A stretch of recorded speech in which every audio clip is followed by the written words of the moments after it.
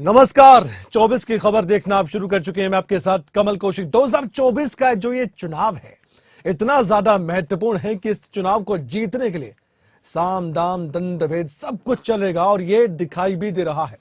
फिलहाल तो सबसे बड़ा मुद्दा राजनीतिक तौर पर भी जो नहीं होना चाहिए था वो हो चुका है। राम मंदिर का मुद्दा एक बड़ा मुद्दा छाया हुआ है। इस पर राजनीतिक दलों के नेता खूब बयानबाजी कर रहे हैं। अब कौन किस तरह से क्या कह रहा है ये आपकी समझ में भी आ रहा है, हम भी समझने का प्रयास करेंगे। तो चलिए शुरुआत इसी मुद्दे से कर लेते हैं।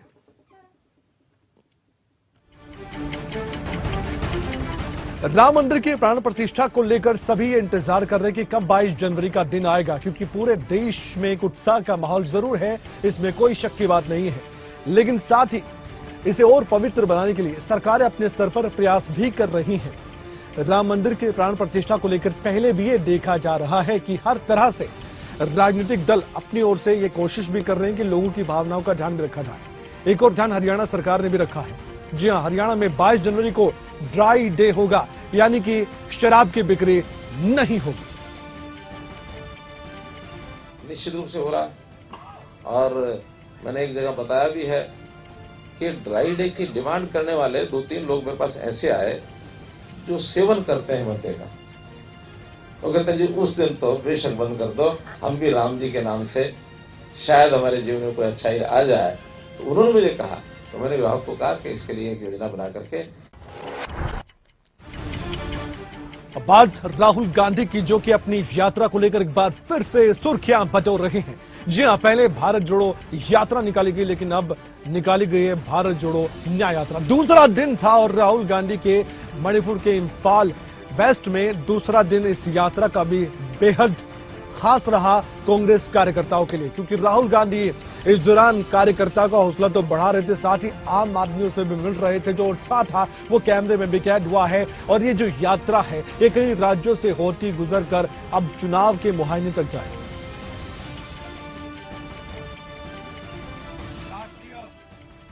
We did a yatra from Kanyakumari to Kashmir, and the idea was to bring people of India together, and it was a very successful yatra where we walked 4,000 kilometers.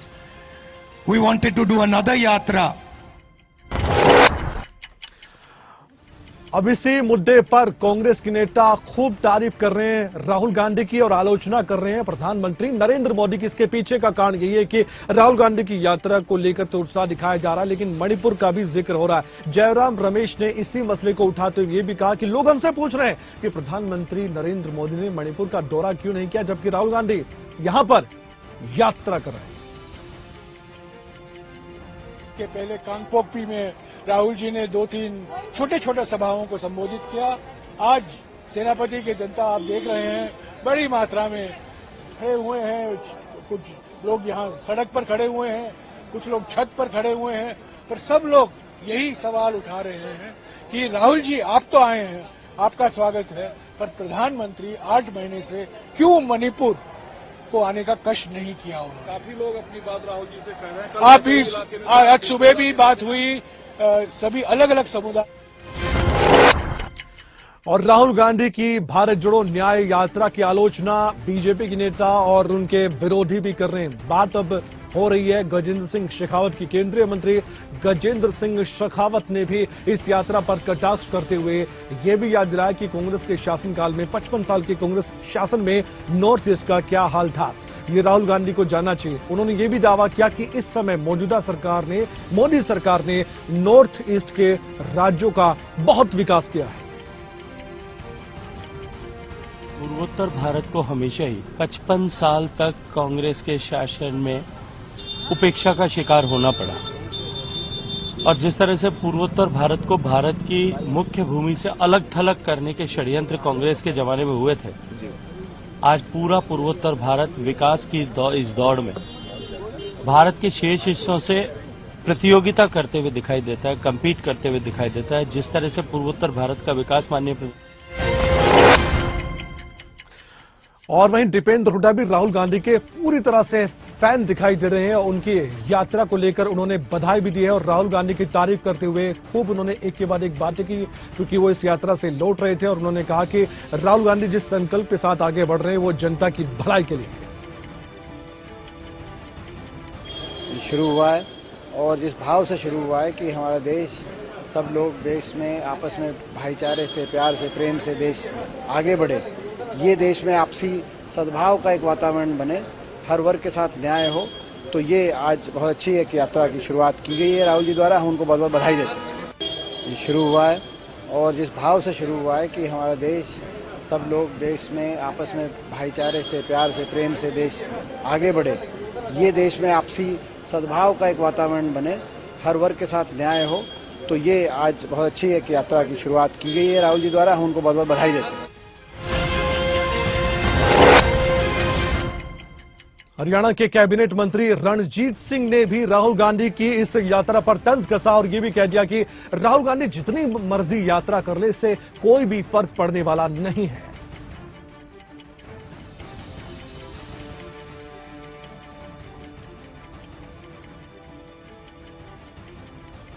देखिए, इन बातों से कुछ नहीं है।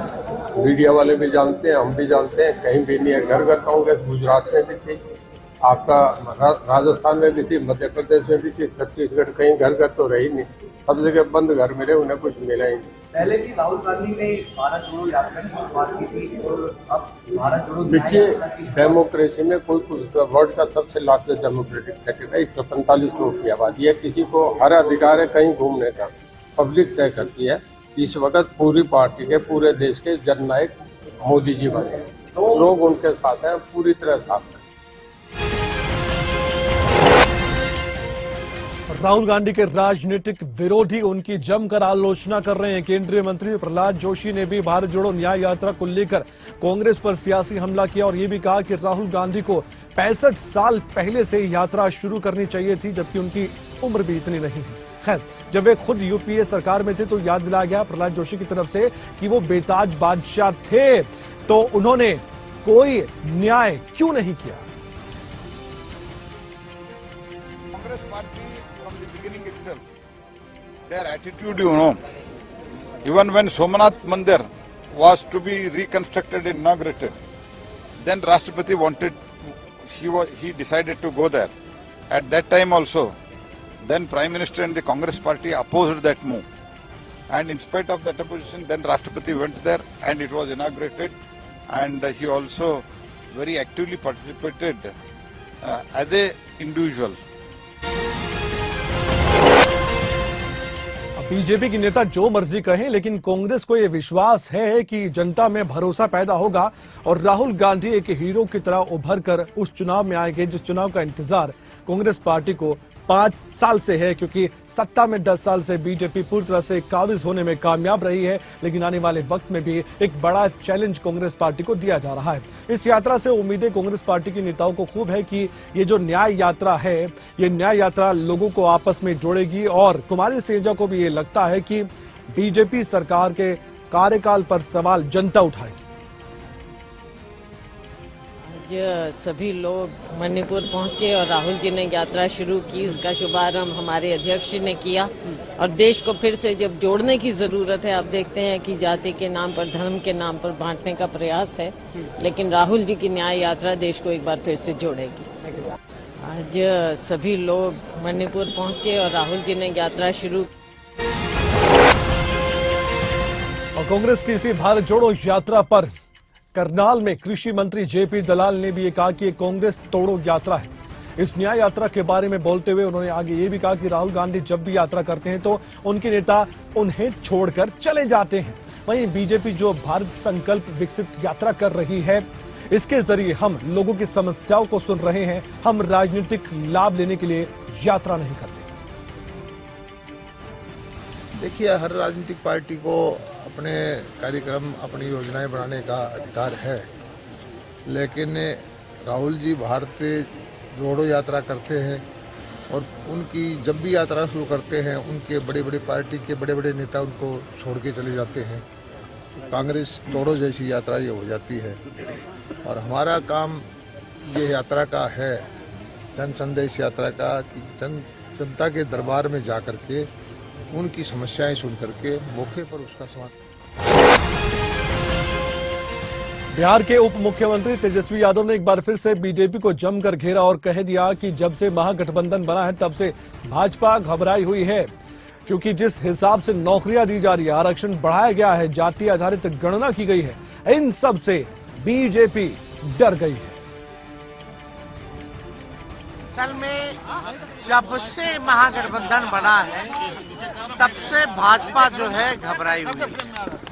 जब से आदरणीय लालू जी, मुख्यमंत्री नीतीश जी एक साथ आए हैं और जिस हिसाब से नौकरियां दी जा रही है, जिस हिसाब से आरक्षण बढ़ाया गया, जाति आधारित गणना की गई, स्वयं सहायता समूहों में से लगभग बहुत समूह का जो है हम लोगों ने मानदेय जो है वो बढ़ा दिया, कई पॉलिसीज हम लोगों ने लाया। बिहार में इन्वेस्टर्स मीट होता है, उसमें 50,000 करोड़ का MOU साइन होता है।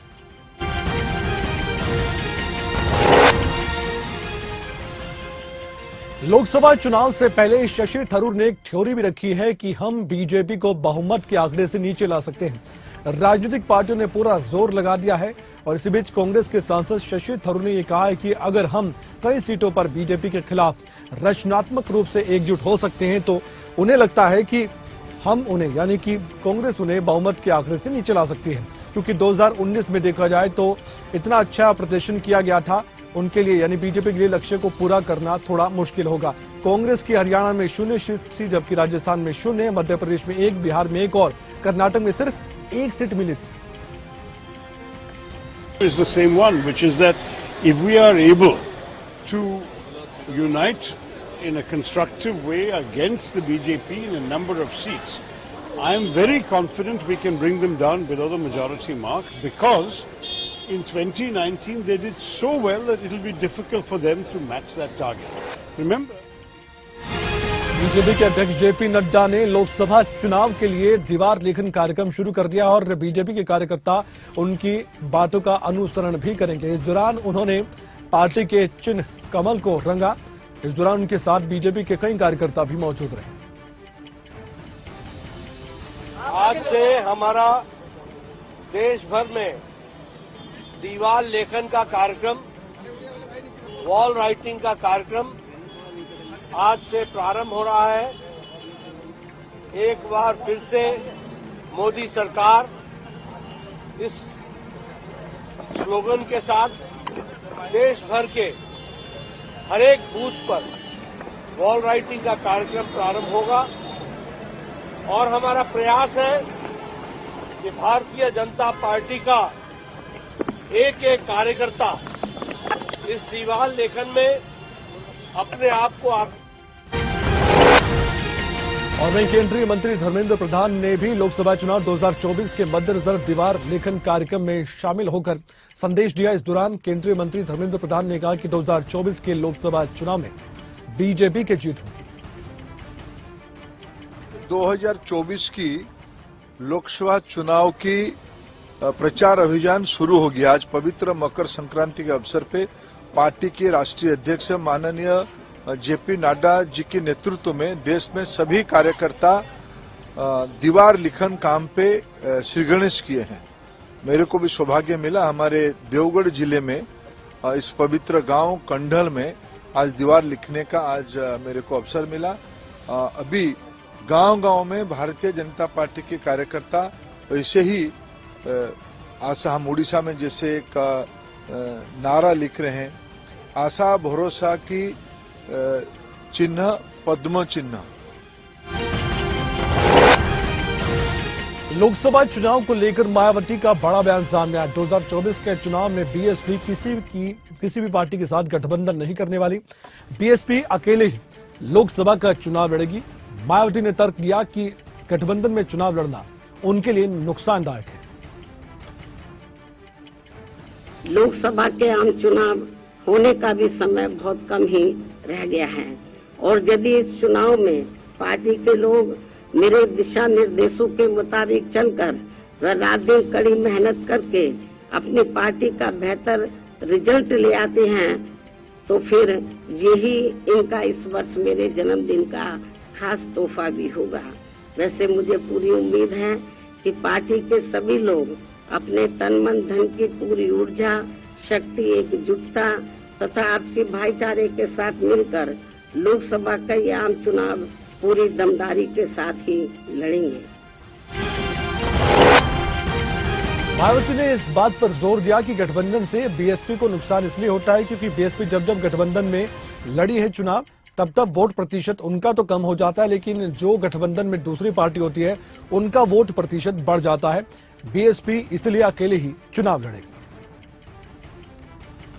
गठबंधन करके चुनाव लड़ने से हमारी पार्टी को फायदा कम व नुकसान ज्यादा होता है तथा इससे पार्टी का वोट प्रतिशत भी कम हो जाता है और फिर बीएसपी से गठबंधन करने वाली पार्टी को पूरा फायदा पहुंच जाता है। यही मुख्य वजह है कि देश में अधिकांश पार्टियां बीएसपी से गठबंधन करके चुनाव लड़ना चाहती हैं, जबकि हमें बीएसपी के हित को भी देखना बहुत जरूरी है, जिसे मद्देनजर रखते हुए अब बीएसपी के लिए पार्टी व मूवमेंट के हित में अब बीएसपी ने अपने दम पर चुनाव लड़ने का ऐलान किया तो इसी पर उत्तर प्रदेश के डिप्टी सीएम केशव प्रसाद मौर्य ने ये कहा है कि इससे यूपी में बीजेपी पर कम से कम कोई असर नहीं पड़ेगा। बीजेपी राज्य की सभी 80 सीटें जीतने की तैयारी कर रही है। लोग चुनाव का इंतजार कर रहे हैं, मोदी को फिर से लोग चुनने वाले हैं। कि बसपा की प्रमुख हैं और उत्तर प्रदेश की पूर्व मुख्यमंत्री हैं। आज उनका जन्मदिन है, उनको जन्मदिन की बहुत शुभकामनाएं देता हूं। भगवान से प्रार्थना करता हूं स्वस्थ रहें, दीर्घायु हों और जहां तक चुनाव अलग लड़ने या इंडी गठबंधन या किसी से मिलकर के लड़ने, इसके कारण से भारतीय जनता पार्टी की सेहत पर कोई असर नहीं पड़ता है, क्योंकि भारतीय जनता पार्टी उत्तर प्रदेश की सभी 80 सीटें 2024 में जीतने की तैयारी करके लड़ रही है, तैयारी कर रहे हैं हम लोग, और 100 में से 60% वोट हमारा। देखिए बस अब राजनीतिक तौर पर किसे नफा नुकसान होगा ये वक्त बताएगा, क्योंकि बीएसपी ने आज एक बड़ी तस्वीर साफ कर दी है। देश में इस साल पहले तो लोकसभा के चुनाव है और उसके बाद हरियाणा में विधानसभा का चुनाव भी है। इससे पहले भारतीय जनता पार्टी लगातार एक्शन मोड में नजर आ रही है। इसी क्रम में सोनीपत में विकसित भारत संकल्प यात्रा में शिरकत करने पहुंचे बीजेपी के हरियाणा प्रभारी बिप्लब देव ने एक बड़ा बयान दे दिया। उन्होंने ये संकेत दे दिया कि बड़ौदा से योगेश्वर दत्त चुनाव लड़ सकते हैं। उन्होंने अपनी बात जो कही वो लोगों को कनेक्ट करने वाली थी। इससे काम ही नहीं चलेगा कि दो बार हमने उनको इलेक्शन में खड़ा किया, किंतु लोगों ने नहीं जिताया। इस बार नहीं जिताएंगे तो मोदी जी नाराज हो जाएंगे। इसलिए किसका नाम लेने वाला हूं मैं, तो सबको मालूम है योगेश्वर दत्त है, पहलवान जी है। हम नहीं लेने से काम ही नहीं चलेगा कि दो बार हमने उनको इलेक्शन में खड़ा किया। और वहीं एक और बीजेपी का नेता है जो कि चुनाव लड़ने में बहुत ज्यादा इंटरेस्ट रखता है। चेहरा आप समझ चुके होंगे, देख चुके होंगे। बीजेपी नेता बबीता फोगाट की हम बात करें, चुनाव लड़ने की एक बार फिर से इच्छा जताई और हर रोज वो बयान देती है। लोकसभा का चुनाव हो या विधानसभा का चुनाव हो, कोई भी चुनाव इनको बीजेपी लड़वाए, इन्हें कोई दिक्कत नहीं है। बस ये चुनाव लड़ना चाहती हैं और जीतना चाहती है, क्योंकि इनके राजनीतिक करियर के लिए बहुत ज्यादा महत्वपूर्ण। ऐसा नहीं है कि पहले उन्होंने चुनाव न लड़ा हो, चुनाव लड़ा लेकिन हार का सामना करना पड़ा था। एक बार फिर से बबीता फोगाट की चाहती हैं कि उनको टिकट मिले। वो तो पार्टी को नेतृत्व को तय करना है, पार्लियामेंट्री बोर्ड को तय करना है। हम अपने जो भारतीय जनता पार्टी ने प्रत्याशी के तौर पर 2019 का चुनाव लड़ा है, तो चरखी दादरी की जनता की हमें सेवा करनी है और पार्टी जो नेतृत्व जो तय करेगा, हम उसकी पार्टी का निर्णय को सर्वोपरि मानते हुए उसके ऊपर हम काम।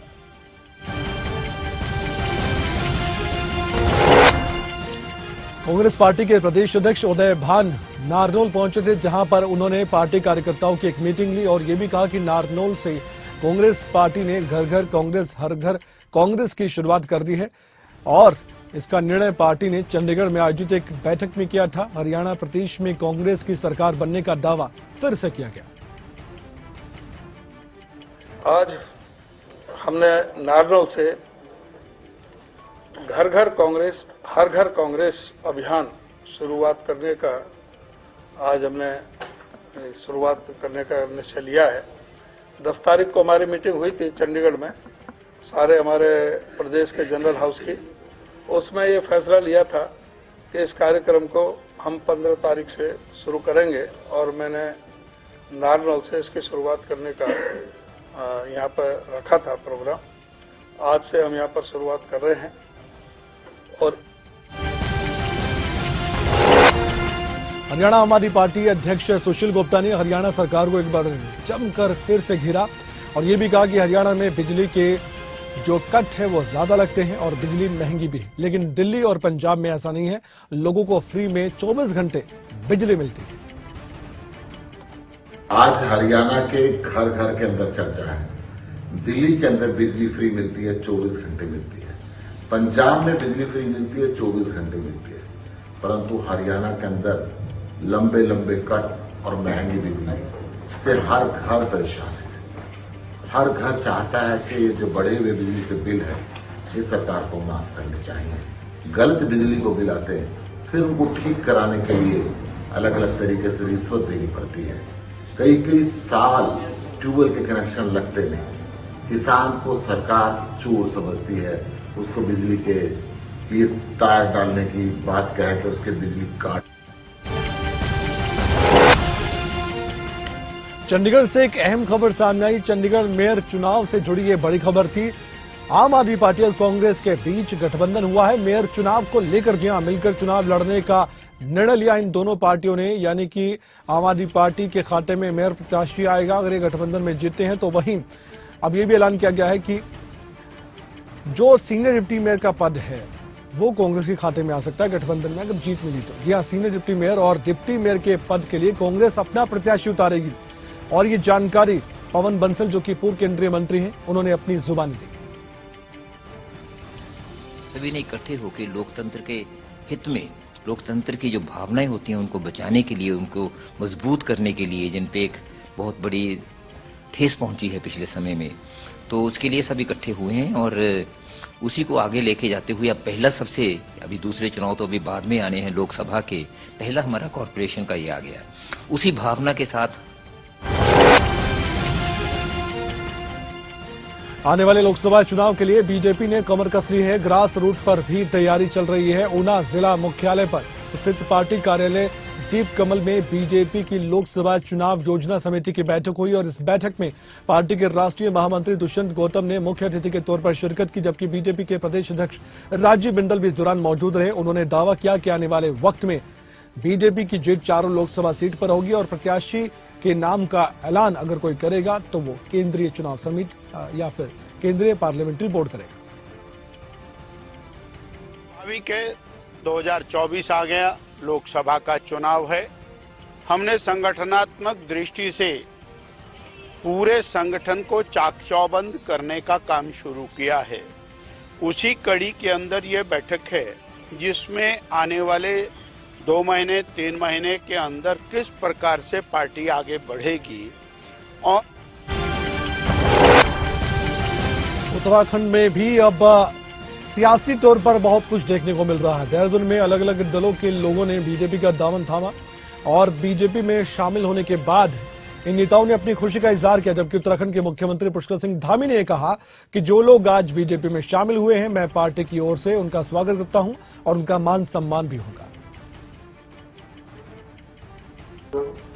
जिन्होंने आज यहाँ पर भारतीय जनता पार्टी की सदस्यता ग्रहण की है, मैं सबका अपनी तरफ से, हमारी पार्टी की तरफ से आप सबका स्वागत करता हूं, आप सबका अभिनंदन करता हूं कि आप सब लोग आज भारतीय जनता पार्टी परिवार के सदस्य बन गए।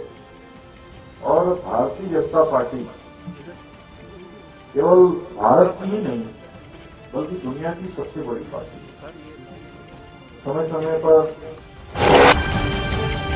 तो उत्तराखंड में आम आदमी पार्टी को लोकसभा चुनाव से पहले एक और बड़ा झटका लग गया। पार्टी को विधानसभा चुनाव में बड़ा झटका तब लगा था जब उनके प्रदेश अध्यक्ष और मुख्यमंत्री पद के दावेदार रहे कर्नल अजय कोठियाल ने आम आदमी पार्टी को अलविदा कहा था। वहीं अब लोकसभा चुनाव से पहले आप देखिए पार्टी के प्रदेश समन्वयक रहे जोर सिंह बिष्ट और सैकड़ों आम आदमी पार्टी के कार्यकर्ताओं ने एक साथ सामूहिक इस्तीफा पार्टी नेतृत्व को भेज दिया और ये भी कारण बताया कि आखिरकार उन्होंने आम आदमी पार्टी को बाय बाय क्यों कहा। पार्टी में हम सब लोग जो बड़े उम्मीद के साथ आए थे कि इस नई पार्टी में कुछ नया करने की गुंजाइश है। पिछले 1.5 साल में विपरीत परिस्थितियों में पार्टी को जिंदा रखने के साथ, पार्टी को संचालित करने के साथ हम सब लोगों ने मिलकर के मेहनत की। लेकिन उसके बाद केंद्रीय नेतृत्व ने जिस तरह से एक तरफा निर्णय लेने की शुरुआत की, जिस तरह से यहाँ पर प्रदेश कार्यकारिणी